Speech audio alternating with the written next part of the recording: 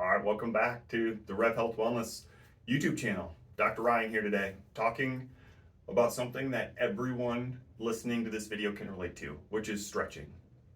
And the term for 2022, stretching is dead. I want to let that sink in. Stretching is dead. And here's what I mean by that.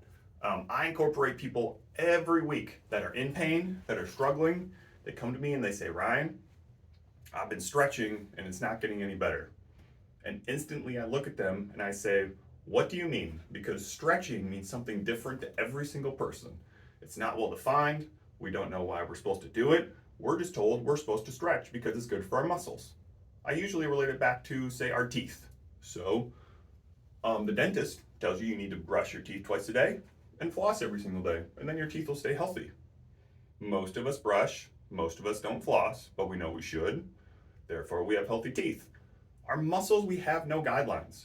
We're told we're supposed to stretch, but we don't know what that is, how long to do it, what to do, what not to do, how often I'm supposed to do it. We have no clue. Us as movement professionals have given people poor guidance. We just tell them, hey, you should stretch. If you type stretching in on the internet, you're going to find a whole host of different things. When people tell me that they've tried stretching, it usually means they've done like a static stretch, holding a muscle. It may be foam rolling. It may be using some resistance band exercises. It may be a yoga class. It may be the little Theragun to their shoulder. It means a whole host of different things, making sure I'm clear on what they tried so I can give them something that works. So because stretching is dead, in 2022, I want to break it out into two different subcategories. So anyone still with me on YouTube, please hit the subscribe button because I'm going to post a ton of content into these two buckets for the rest of the year. So instead of the term stretching, I use two different terms when I'm in the clinic. I talk about mobility and I talk about muscle release. I don't talk about in detail what each of those are, the intent, and what it looks like, so I'm clear on that. Mobility is moving our joints and muscles typically through end range of motion. So what does that look like? An office worker who I see is usually flexed over throughout the day working on their computer. I tell them you should do some mobility to counteract that position. How about leaning on your chair and doing a back bend in the middle of your back, or grabbing a foam roller and doing a back bend to get your joints and your muscles moving mobility into a different range of motion. This next category is what most people think of with stretching, which is muscle release. The key to muscle release is muscle tone.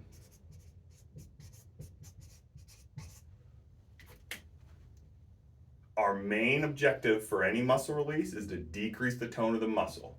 So it's up to the person doing the exercise to notice, is my muscle tighter or looser after doing it for 45 to 90 seconds, which is a pretty good guideline for both of these.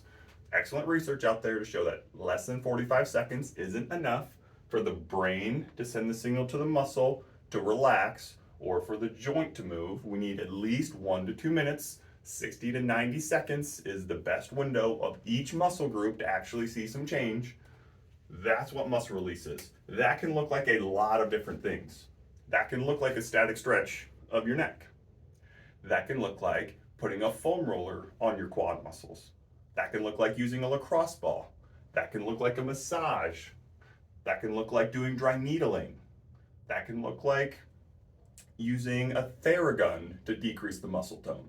All we're trying to do is interrupt the brain signal to have our muscle tone decrease, and hopefully in turn any pain or tightness we have decrease.